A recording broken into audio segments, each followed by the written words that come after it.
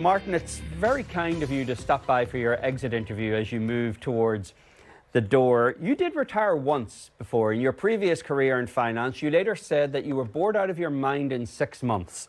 You're now 64. Is this it? Are you done, or do you have more ambitions for another chapter?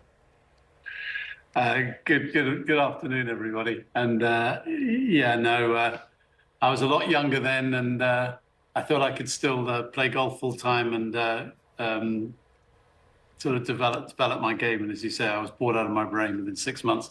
I think this is it, and it's the last executive role anyway. I'd like to develop a sort of portfolio of non-executive, some consulting work, but essentially I'm going to spend some more time playing golf and seeing if I can enjoy some of the great privileges of our game.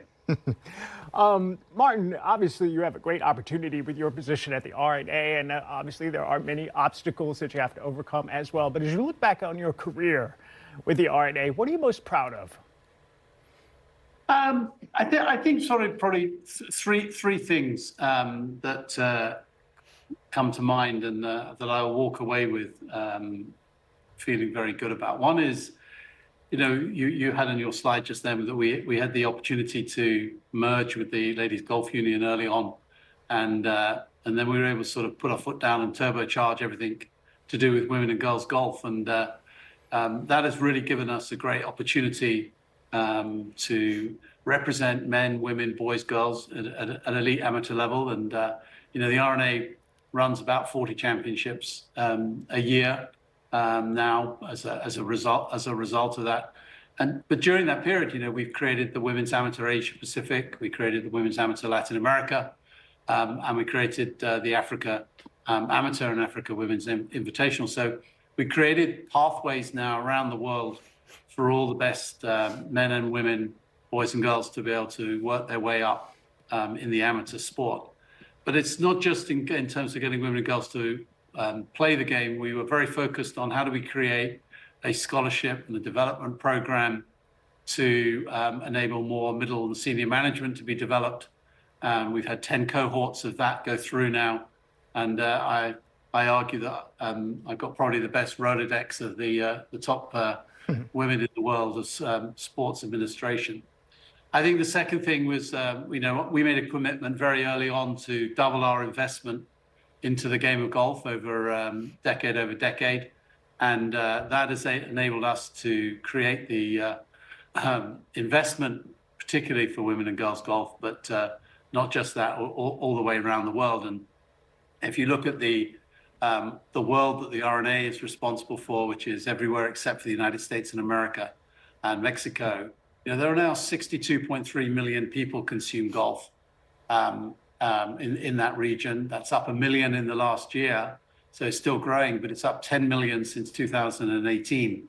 And I think that's a real testament to the fact that, the game is growing in popularity at the recreational level, that we are getting more diversity through in terms of women and girls playing the game as well as men. And it's also beginning to grow out of the more traditional markets that we've long thought through. So I'm very proud of that. And I think 62 million, we might see some ups and downs in the coming years, but we're past the tipping point. And I think golf is arguably one of the largest participation sports in the world. And then the third thing is, our professional championships. I very much wanted to focus on the Open Championship and build the brand of the Open Championship. And to grow it, I said early on that in my mind, big time sport needs big time crowds. And we've certainly done that. And you saw that this year with Royal Troon, where, in 2016, which ironically was my first one, we had 170,000 people. This year we had 250,000, in excess of 250,000 people. And I think that's created a different atmosphere at the Open that the spectators really enjoy, but it's also that the players really enjoy. They love the noise and the excitement. And I think you saw that Saturday afternoon this year with dreadful weather, with Billy Horschel and Justin Rose and Xander Schauffele, really pulling their sleeves up in some really, really tough weather and playing, and the crowds, none of the crowds left. And they wanted to watch what was captivating golf. And then on the women's side, with the merger with the LGU, we were able to take over the Women's Open that had in previous times had to be managed fairly carefully commercially, but with our resources and with the support of AIG, I think we've taken that event into arguably one of the world's finest events for women professional golfers. So I think those three things are things that I'm very proud of, and hopefully have helped the game go forward.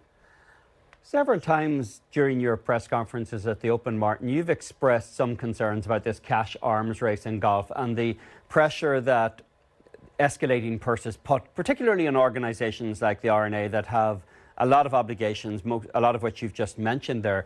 Do you see any scenario in which the R&A would partner with an organisation, even the Public Investment Fund of Saudi Arabia, to actually fund those obligations?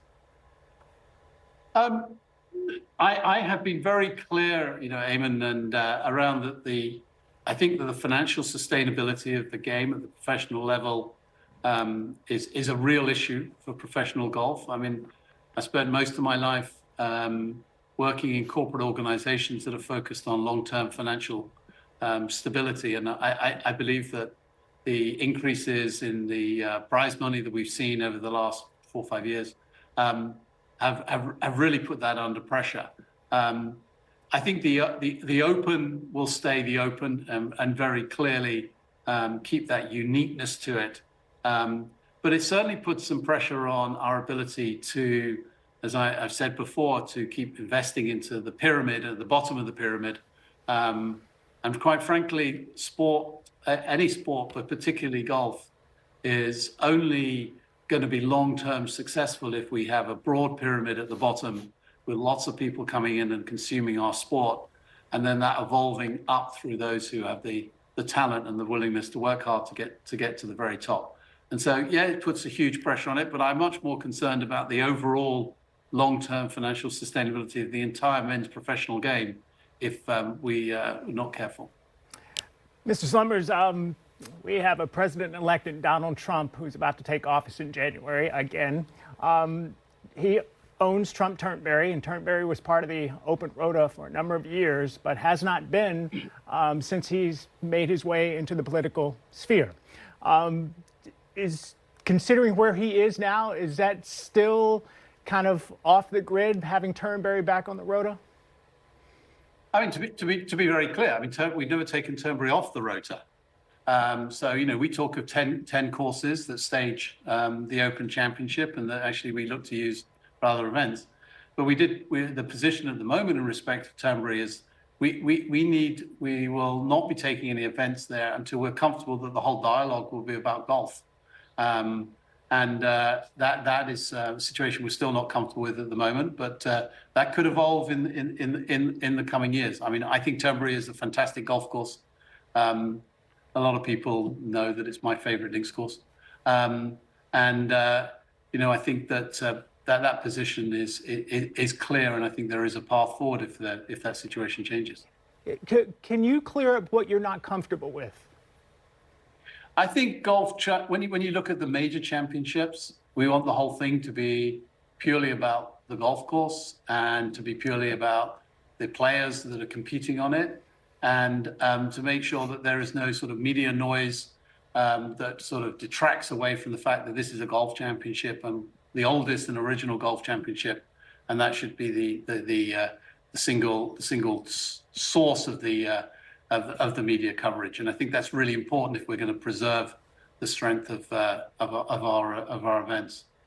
We've listed a lot of the highlights of your 9 years at the helm, Martin, a lot of accomplishments you're leaving behind. Is there one failure or one thing you got wrong that you learned most from during the last 9 years? Not one thing. I've long learned that you learn more from your mistakes than your successes. So, I've been learning as I've been going through. I started at the beginning, and I wrote down a piece of paper the 9 or 10 things that I wanted to get done. in that period, and I was very clear with my board that I want to do. I will do a minimum of 5 years and a maximum of 10 years, and I've ticked off pretty much everything that's on that list. Does that mean there's not a big agenda going forward? No, of course there is.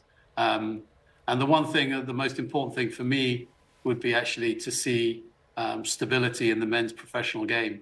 I think that if you look back over the last decade, if you go pre-COVID, the professional game was doing really, really well. Keith in Europe and Jay in the US were doing a fantastic job growing, and it was a real pleasure to work.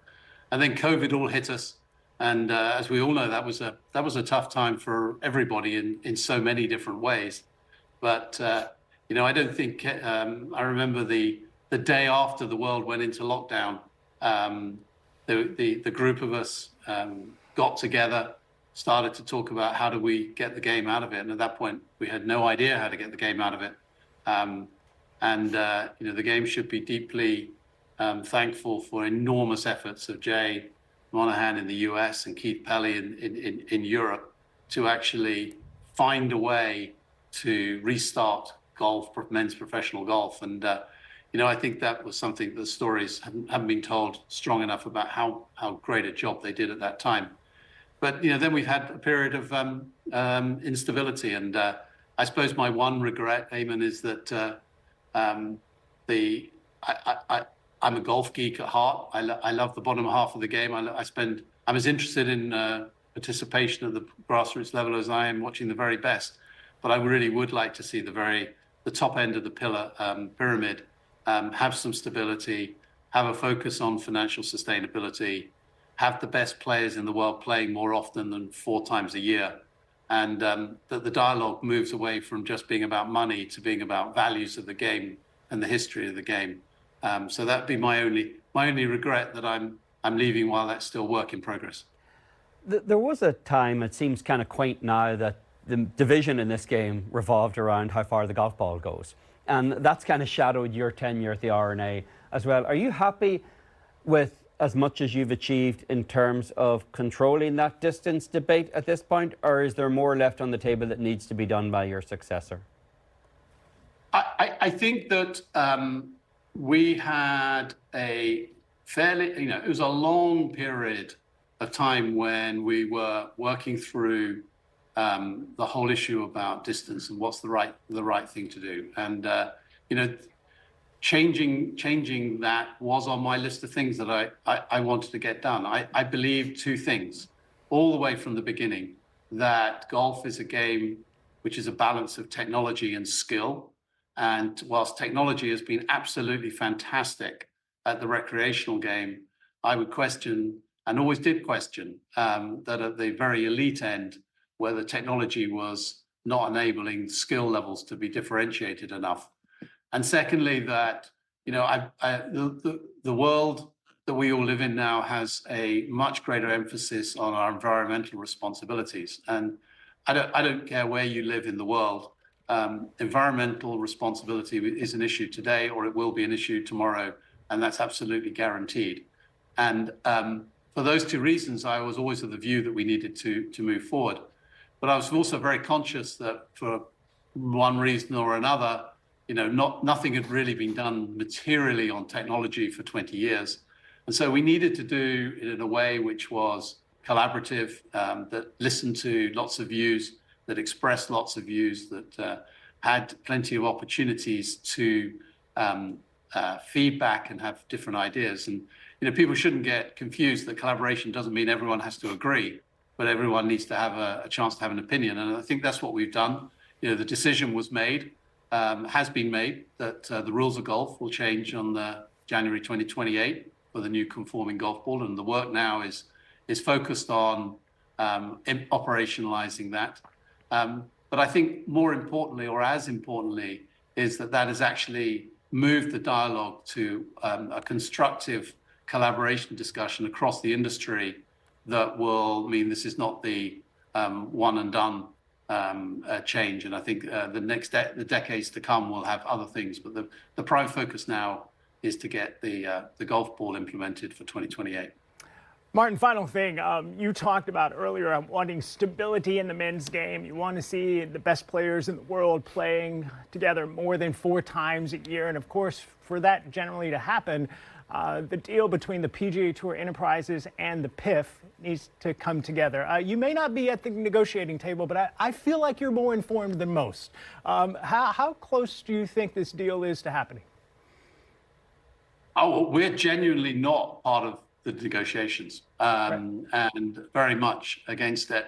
You know, I don't have a crystal ball about where the debate is going there. All I would say is that I do think for the future of the game, it is really important that we do get that we do get stability, we do get clarity about how men's professional game is going to be structured, whether that's 1 tour or 2 tours. Frankly, I don't mind either way. I mean, I was brought up in an era where, you know, the European tour was extremely strong with, you know, the Faldos and Ballesteroses and Woosnams of this world. But we do need some stability. And, you know, there's a lot of very sensible people around the table. You know, I have to trust that there's some very sensible discussions going on, and that there is not just a business discussion, but there is a moral and a values discussion about the future of the game. Martin, you mentioned that you want to play a lot of golf. Now, I'm curious, what was your handicap index when you walked into the R&A, and what is it as you now move gracefully towards the door marked exit? It was 2 when I started, and it is still 2. That's a man who's played a lot of golf on the job. Well done, Martin. I played a lot of what I call business golf. I'm looking forward to playing 2-foot putts that really matter. That's what I'm looking forward to, or not. Well, it's been fun working with you the last 9 years, Martin. We wish you well in retirement. Thank you very much indeed, and thanks for all your support of the game.